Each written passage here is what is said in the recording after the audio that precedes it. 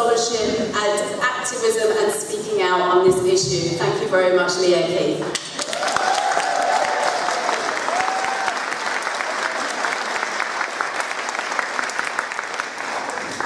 So it's 3 o'clock in the morning for me. My brain is like, what are we doing here? All right, so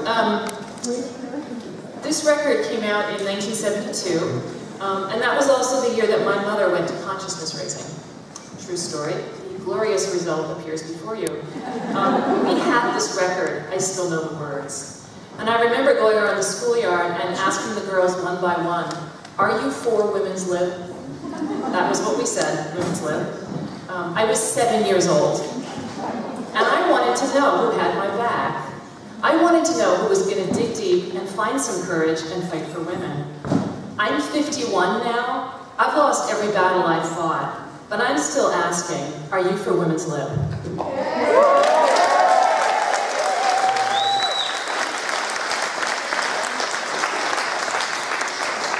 For asking that question, for asserting that women are in class. I have had so many death threats that a phalanx of armed men was once assigned the job of keeping me safe. If you had told me 20 years ago that one day radical feminists would need armed protection to speak, I would not have believed you. And it's not the government that wants me dead. It's not the pimps and the pornographers, and it's not right-wing ideologues. It's entirely men on the left. And it's men, specifically, who call themselves transgender. All right, to explain all this crazy, I need to back up and start from some first principles. So, you know speed dating? I call this speed revolution. So liberals believe that society is made up of individuals, and individualism is so sacrosanct that being identified as a member of a group is the harm. Okay, that's what oppression is. For radicals, society is made up of groups, and this was economic class in Marx's original version. But some of those groups have power over other groups. So being a member of a group is not an affront, far from it. Identifying with that group is the first step towards political action. You make common cause with the people who share your condition. And the other big division is on the nature of social reality. So liberalism is what they call idealist. Social reality is made of attitudes and ideas, and social change happens through rational argument and education. Materialism, in contrast, means that society is organized by concrete systems of power. Not by thoughts and ideas, but by material institutions. And the solution to oppression is to take those systems apart, brick by brick. If you remove power from the equation, which is what liberalism does, oppression looks either natural or voluntary, which erases the fact that it's social subordination. So race, class, gender are seen as biological categories, as physically real, or even cosmically real. Right, that couldn't be any clearer. Race and gender are politically real, right? They're brutally, viciously real. But it's the ideology of the powerful that makes claims for some immutable origin.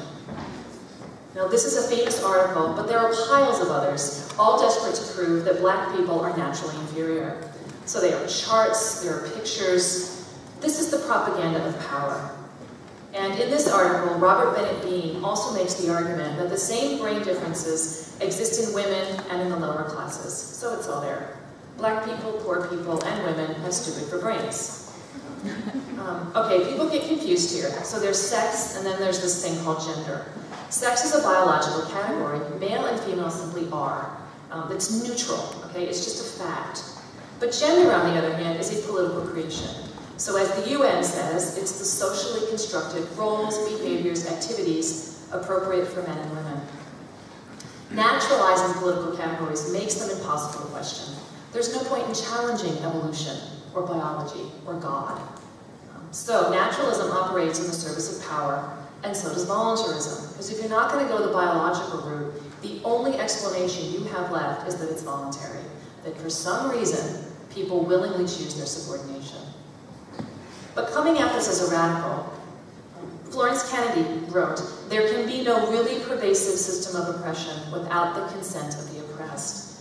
This does not mean that it's our fault, that the system will crumble if we withdraw consent, or that the oppressed are responsible for their oppression. All it means is that the powerful, capitalists, the racists, the male supremacists, can't stand over vast numbers of people 24 hours a day with guns. Luckily for them, and depressingly for the rest of us, they don't have to. People withstand oppression using 3 psychological methods: denial, accommodation, and consent. Anyone on the receiving end of domination learns early in life to stay in line or risk the consequences. And those consequences only have to be applied once in a while to be effective. The traumatized psyche will then police itself. So, if they had but known they were slaves. There are entire bodies of discourse that ask the question of how the powerful get the oppressed to internalize the values of the oppressor. It's why the word hegemony was invented. But the take-home point: do not ever conflate consent with liberation. Consent is accommodation to unjust conditions that we do not control. Liberation is the complete overthrow of those conditions. Yeah. This is radicalism in one elegant sentence. Oppression is a system of interrelated forces and barriers which reduce, immobilize, and mold people who belong to a certain group and affect their subordination to another group. Fry uses the image of a birdcage. One wire will not hold that bird. But oppression is like a cage. It's a system of interrelated forces. It's all the wires working together. If you don't see that it's a system of interlocking barriers, well, the bird wants to be in that cage. The bird enjoys being in that cage. The bird is singing, eating, laying eggs. The bird is volunteering to be in the cage because it's the bird's nature to be in that cage. A distinct, substantive, immutable caged birdness, and it cannot be transcended. Okay, so feminism takes all of that and applies it to women. So patriarchy starts with human beings who are biologically male and creates a class of people called men. Men are made by socialization to masculinity, and that's the process that turns a child into a boy, into a man. Being a man requires psychology based on entitlement, emotional numbness, and a dichotomy of self and other. And their first despised other is, of course, girls. No insult is worse than some version of girl, usually female anatomy warped into hate speech. But once the psychological process is in place, that category female can easily be filled by any group that a hierarchical society needs dominated. Masculinity is essential to any militarized culture, because that's the psychology necessary in soldiers. One can only kill on command if the human impulse to care for one another has been subdued, and if that psychological process of othering is well entrenched. Now, central to masculinity is a violation imperative. Men become real men by breaking boundaries. For the entitled psyche, the only reason no exists is because it's a sexual thrill to force past it. The real brilliance of patriarchy is right here. It doesn't just naturalize oppression. It sexualizes acts of oppression. It eroticizes domination and subordination, and then institutionalizes them as masculinity and femininity. So it naturalizes, it eroticizes, and then it institutionalizes domination and submission. The brilliance of feminism is that we figured that out. As for femininity, that is just a set of behaviors that are ritualized submission. Female socialization is a process of psychologically constraining and breaking girls, otherwise known as grooming, to create a class of compliant victims. Across history, this breaking has included so-called beauty practices, like female genital mutilation and foot binding, as well as the ever-popular child sexual abuse. Femininity is just the traumatized psyche displaying acquiescence. This is not natural. It was not created by God. It's a corrupt and brutal arrangement of power. Now, contrary to popular belief, gender is not a binary. It's a hierarchy, global in its reach, sadistic in its practice, murderous in its conclusion, just like race, just like class. Gender demarcates the geopolitical boundaries of patriarchy. It divides us in half, but it's not a horizontal half, it's vertical. Gender is not some cosmic yin and yang, it's a fist and the flesh that bruises. It's a mouth crushed shut and a little girl who will never be the same. Gender is who gets to be human and who gets to be hurt. This has to be made clear because men know what they are capable of. They know. They know the sadism they built into their own arousal. Do it to her, is what they say to each other. Not to me, the human being, but to her, the object, the thing. And her has to be obvious, both visually and ideologically. See, there she is, unable to walk. There she is, on display, or there she is, secluded and covered, for your eyes only. And how much easier if you can say, God made her this way, to lie beneath me. Or nature made her this way, an empty hole. Or even, her brain made her this way, the slut who asks for it, because she always asks for it. The rape, the poverty, the prostitution, even the murder, she asks for it.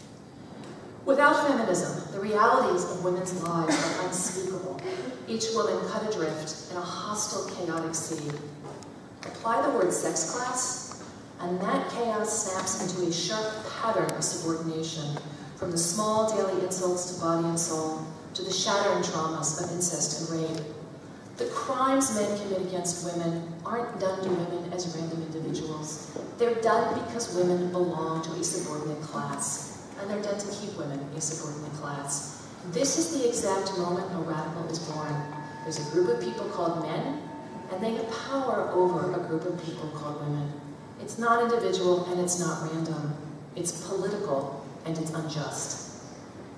Those unjust conditions are what Andrew H. Dworkin named the barricade of sexual terrorism. That barricade defines the parameters of gender. It's really simple. Women are inside it, and men are outside it. And actually, men are building it, fist by fist, and fuck by fuck. And it's exactly those violent, violating practices that create people called women. That's what men do to break us and keep us broken, and that's what gender is, the breaking and the broken. We will never get justice for women until we dismantle the caste system called gender. So that eroticization of power, that barricade of sexual terrorism, brick by brick, we have to bring it down. Not accommodate to it, not make the best choice we can inside it, but bring it down. And now we come to the newest brick in that barricade, transgenderism. I have spent an ungodly amount of time reading the words of teenage girls who think they are trans. It has broken my heart in ways that will never heal. In their own words, this is what makes them transgender. I like skateboarding, I like math. I want short hair, I don't want to shave my legs, I hate my body. They want physical freedom, a life of intellectual pursuits, and bodily integrity. They want to be human beings, not objects. Feminism is very simple. It claims all women are human beings, not objects. Feminism is also very hard, because in the words of Andrew H. Dworkin, it requires precisely what patriarchy destroys in women, unimpeachable bravery in confronting male power. Transgenderism is also very simple.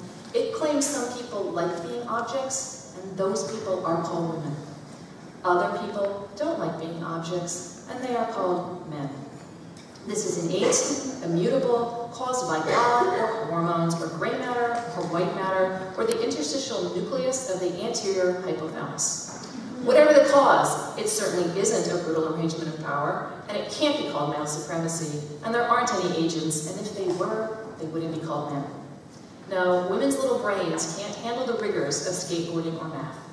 Instead, we are compelled by God or hormones or the interstitial nucleus of the anterior hypothalamus to be petty, precious princesses. And when we age out of that, the pornographers are waiting. The #1 internet search term, #1 search term, teen porn. 14-year-old girls are not stupid. The only world they see is a cage made by men and their predations. The only feminism they see is a celebration of collusion, not any kind of resistance. The personal isn't political now, the personal is personal. And some girls just happen to hate their bodies because they are really boys. Never mind that essentially all girls hate their bodies. You cannot see yourself in other girls. You cannot name the caste you all inhabit or the system that puts you there, any route to sisterhood, any rumor of female solidarity, any last whisper that once there were women who were warriors is gone. It may amaze you to learn that in 1970, 90% of women said they were satisfied with their bodies. By 1980, that same 90% were now dissatisfied. Let that sink in. In one decade, women's self-loathing exploded from almost none to almost all. What happened? Well, here's the start of 1970. Then as today, women face both daily and lifelong insults to our intelligence, our bodies, our integrity. But in 1970, sexual harassment wasn't a legal concept. The words domestic and violence hadn't been put together yet. The reality of women's lives was almost unspeakable. The women who built the most recent sisterhood, the second wave, are constantly derided across the culture. But here is a short catalog of their projects: rape crisis hotlines, battered women's shelters, abortion and birth control on demand, sexual harassment laws, funding for girls' sports, and a storming of the barricades in the trades and professions. Sisterhood is powerful. What else happened across the decade? Well, the seismic shift begins from print-based culture to an image-based culture. I don't know if it's possible to overstate the damage this has done to our brains and our humanity. The age of the image is here, and the image of the age is the female body. Objectified, stripped, bruised, starved, and even dead. The backlash to feminism is bound to come, only now the boys had a whole new arsenal with which to punish us. Hard, fast, and publicly. In 1972, Deep Throat is the first porn movie to go mainstream, and it doesn't take long. Little girls start turning up in hospital emergency rooms with gonorrhea in their throats. 5 years later, 1977, Snuff arrives in movie theaters. It only took 5 years to go from Deep Throat to Snuff. Men lined up at 5 in the morning to see this film. And here we are, 32 million hits for torture porn. Their hunger for this is bottomless. And I'm shocked, I tell you shocked, that millennial men are less egalitarian and more misogynist than older men. Pop culture is now porn culture, and pornography is available on every cell phone at the touch of a button. In my lifetime, men have created an entire regime of degrading and dangerous sex acts enacted without remorse or on the bodies of girls and women everywhere. I was born in 1964. The 70s were my formative years. In my age group, we hated our bodies, and we punished them with eating disorders and self-harm. And yeah, those practices spread like wild social contagion, and nothing has changed except for the worse. These practices have now been medicalized and institutionalized. Your doctor will take care of that horrifying female fat with chemical injections, and your surgeon will do the cutting for you. And the federal government will pay for it. I've also spent a fair amount of time with these fine gentlemen. This is what they think a woman is. And how many of these photos do we have to see before we see the pattern? Does it get clearer when you see them dressed as sexy schoolgirls? There are over 20 million Google hits for this.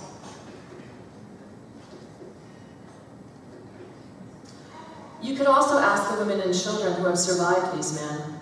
Their stories are horribly the same, used by narcissistic, abusive men who demand full servicing of their sexual fetishes. These women are cast aside and condemned to silence because their experience gives lie to the transgender narrative of the brave, suffering hero struggling to be free in a cruel world. Well, yeah, the world is cruel, but it's cruel because of overwhelmingly male sadism. A sadism well-organized and eroticized against women. A sadism these men share with their brothers. You don't believe me? You don't have to. Go on the internet and make any statement that contradicts the Church of Transgender. Here, I'll give you one. The penis is a male organ. Straightforward. It's not hate speech. A basic biological observation. The penis is a male organ. Go ahead and try it, and prepare for your life to be destroyed. Okay, to bring this to a close, We say biology is real, that humans are a sexually dimorphic species. This doesn't seem controversial, but the transgenderists have made it so. Note the scare quotes around biologic sex. They insist that biology is a social construct. So I guess we're all here because our parents fell for the evil cisgender overlords who insist on the fantasy of sperm and egg. As for gender, we say it's women's oppression. They say it's all good. The only problem is we don't get to choose between the dominant and the subordinate role. Because some men get off on being sexually submissive, they are enraged when they are denied their fix. Our solution is to dismantle male power. Their solution runs into a we problem. Okay, so we say gender is a social construct, therefore dismantle it. Anything humans do, they can undo. But their claim is that biology is a social construct. If that's the problem, the solution would be to dismantle it. But they know deep in their hearts that biology is not a story humans tell each other. They can't dismantle it. That's like saying dismantle gravity. So the best they can do is disallow anyone from referencing it. And this is what is happening, not just across the internet, but on college campuses. Women can no longer talk about menstruation, abortion, pregnancy. In fact, we can't even use words like vagina or celebrate our vulvas without invoking the wrath of the transgenderists. Because these men know that biology is real, and so their only option is to stop the rest of us from talking about it, and they are succeeding. Our best outcome would be women's liberation. Their best outcome? Well, to date, women are losing the ability to talk about sex-based oppression, since apparently sex doesn't exist. So our self-hatred is internalized and personalized. The human body is further commodified, and even from an anti-capitalist perspective, this should be horrifying to anyone who cares about human dignity and human rights. Guy Debord wrote presciently of the society of the spectacle, where being becomes having, and having is reduced to merely appearing. Now, instead of inhabiting the soft animal of your body, as poet Mary Oliver says so sweetly, the body is an object to own, and then to starve or slice until it approximates that punishing, promising image. Our genitals are now a commodity to be obtained, rather than tissue to inhabit. The exquisite nerve endings, where animal meets angel, severed to create a surgical simulacrum. There is nothing wrong with the animals we are. Especially, there is nothing wrong with anyone's genitals. And from this, I will not wish.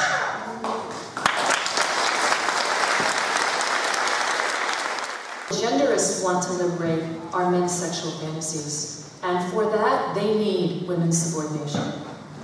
I'm asking the same question now that I did as a child. Are you for women's liberation? Yes! I still want to know who has my back. I want to know who is going to find that unimpeachable bravery and confront male power. Because men have way upped their game. As the pornographers conquer the culture and the world, as that cage of dead gender locks down ever tighter, most women are submitting in frozen silence. We're going to have to match their contempt with our courage. We're going to have to match their brute power with our fierce and fragile dreams. We're going to have to match their endless sadism with a determination that will not bend and will not break and will not stop. And if we can't do it for ourselves, we've got to do it for her. 5 words to live by. Thank you.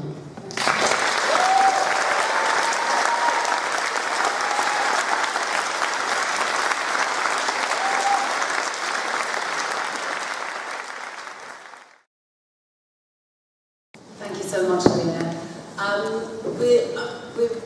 We need to catch up on a little bit of time, so I'm just going to keep this session to 5 minutes. I think we've probably got time for 2 questions or points, and then we'll go straight on to the next presentations. So put your hands up really clear so that I can see them. I was just going to say it's really important to make historical comparisons because, you know, looking at the way the brain has been analysed, you know, for the last centuries in the favour of people and power is really important.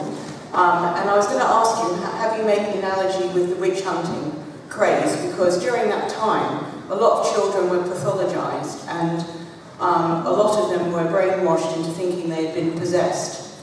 And again, it was this powerful cult that was indoctrinating children, you know, to think and feel a certain way. And I do think there is an analysis, you know, a comparison to the indoctrination that's happening now, where we're pathologizing childhood, you know, for the benefit of a dominating group. And also, during the witch hunting period, it was a money-making industry. Sure. So you could compare it to the, you know, the profits that the pharmaceutical industry is making now, you know, from transgenderism. The church made an enormous amount of money, you know, from the Inquisition. So I just wondered if you had some response to that. That's a great point. And I mean, all that witch hunting, you know, always is a social contagion.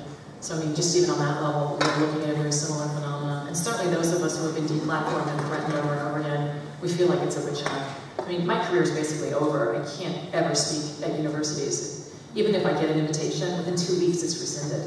And this is true for everybody I know. Like, if you poke your head up the tiniest bit, it's just over. You know, and they'll figure out who your friends are, and then they go after your friends. So it really has that feel. And I mean, none of us have been killed, but there's definitely so much fear among women to say anything publicly. They're terrified. They're terrified for their jobs, they're terrified for their kids, and it's scary. There's no way around it. It's really frightening. So I mean, I tend to compare it to McCarthyism more. You know, there's this lockdown on public debate, and you know, you have to follow this certain line. And I think you've got a very good point.